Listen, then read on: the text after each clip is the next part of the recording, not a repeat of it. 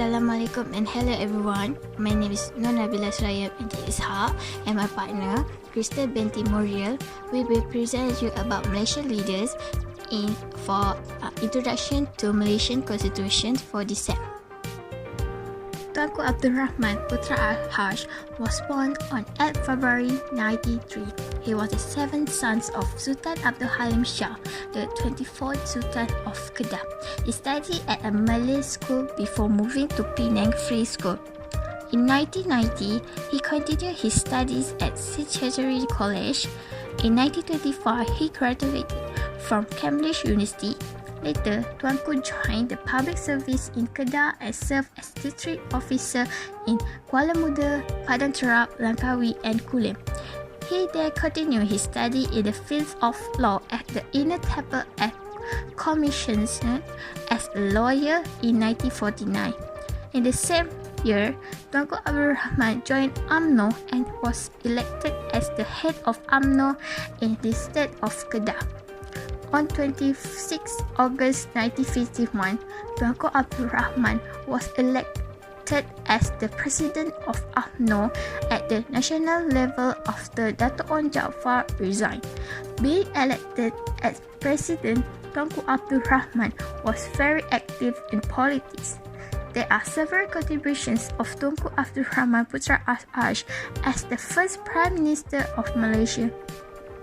Tunku died on 6 December 1990 when he was 87 years old and was buried at Langgar Royal Mausoleum, Alor. Tunku is remembered as the father of independence and the father of Malaysia.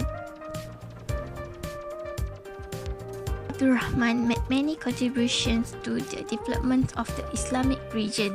He was involved in many efforts to found the Al-Quran reading competitions. He was once the president of the Malaysian Islamic Benevolent Organisation, (PERKIB), when his association was established on 20 August 1960. For his ability and energy preserving, he managed to position PERKIB as the leading organisation that is respected by all Islamic countries. He was appointed as the first Secretary General of the Secretariat of Islamic Countries in Jeddah on 9 June 1970.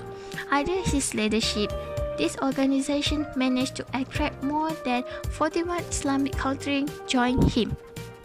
Abdul Rahman has led a mission to London to discuss with the British government about the independence of Malaya. Tunku has worked hard to gain support from all races to give confidence to the British side.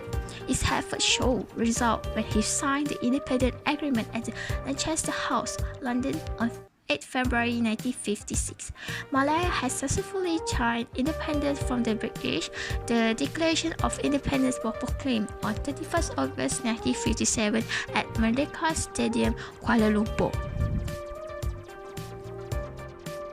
Throughout Tunku Abdul Rahman's involvement in the political field, he contributed a lot to the nation and the country also. He was the nation builder and tried to unite the people of Malaya who were of multiple races to oppose the British government and demand independence for Malaya. For the sake of the unity of the Malaya people, he was willing voice objective to the Malaya Union and attended meeting against the Malaya Union in Alor and clarified his career to take over the leadership of UMNO. As a successful figure, he is also known as the father of peace and unity because of his attitude of loving peace and unity. Malaysian leaders will discuss about Tun Abdul Razak bin Dato' Hussein or Tun Abdul Razak is better known as the father of Malaysian development by the people who praise him for his service and contribution to the properties and progress of the people and the country of Malaysia. He was born in Keladi Island, Pekan Pahang on 11 March 1922. Tun Abdul Razak was the eldest son of Dato' Hussein bin Muhammad Taib and Hajah Teh Fatimah binti Daud. He was appointed to replace Tunku Abdul Rahman Putra Al-Haj as the second Prime Minister of Malaysia in 1971. Throughout his service as a member of the government, he has made many special contributions to the development of his country and rural area. He died while serving as Prime Minister on 14 January 1976. Contribution that Tun Abdul Razak given is education. Before assuming the position of Prime Minister, Tun Abdul Razak bin Dato Hussein had made many contributions, including in the field of education. In 1955, the coalition government has formed an education command, which is chaired by Tun Abdul Razak as Minister of Education at the time. Tun Razak's initial action when he assumed the position was to overhaul the colonial education system that practiced a divide and rule policy. He found that Malay schools, as well as Chinese and Tamil vernacular schools, did not give any benefit to the formation of united society, but instead created racial differences in a multi-racial society. The result of Tun Razak's effort led to the Razak Statement in 1956, which successfully integrated the education system to build a united nation with the hope that Malay as the national language will be the main language of instruction. In addition, while being Prime Minister, Tun Abdul Razak launched Dasar Ekonomi Baru in 1971, aimed at reducing the economic gap between the races. DEB emphasized the balance between social development and development economy through the following means of eradicating poverty, regardless of race, and organizing society.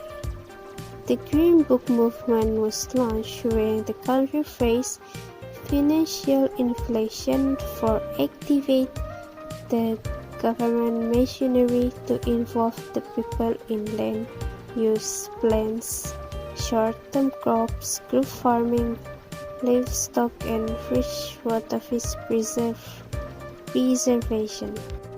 Lastly, Tun Abdul Razak bin Dato Hussein, when appointed as Deputy Prime Minister, also held the portfolio of Minister of Defense in 1957. He brought change to the armed forces by equipping them with modern and efficient weapons. As a former member of the National Army, he had experience in guerrilla warfare and was familiar with the tactic of communist terrorists who successfully launched an anti-communist movement until the emergency.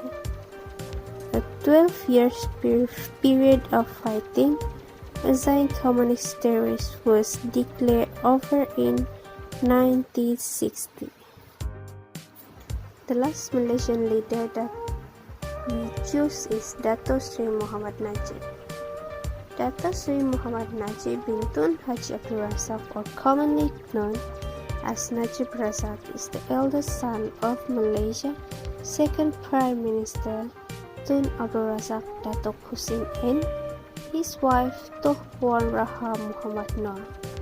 Najib Razak was born in Kuala Lipis, Pahang, Federation of Malaya on 23 July 1953. After completing his study at University of Nottingham in 1974 in the field of industry economy, Najib Razak returned to Malaysia and joined the National Oil Company Petronas. After the nation mourned the death of its beloved leader, Datuk Sri Najib's father, Datuk Sri Najib was elected as Member of Parliament at the young age of 23. Among the contributions given by Najib Razak is Bantuan Rakyat Malaysia or BRIM. Bantuan Rakyat Malaysia or BRIM is a financial aid created by Najib Razak, the Prime Minister of Malaysia, to help poor and indigent Malaysians in the presentation of 2012 Malaysian budget, with distribution carried out in the stage from January to March 2012 in the form of voucher. The program was introduced to eradicate poverty by providing cash payment to families with the aim of reducing poverty and improve health and educational attainment. Next, Najib Razak also created Kedai Rakyat Satu Malaysia. Kedai Rakyat Satu Malaysia was inaugurated by the Prime Minister of Malaysia, Najib Razak, in 2011. Kedai Rakyat Satu Malaysia target a group of users who have a limited budget and the most basic needs. Kedai Rakyat Satu Malaysia main goal is not to make a profit, but rather to ease the burden of the expense of the group.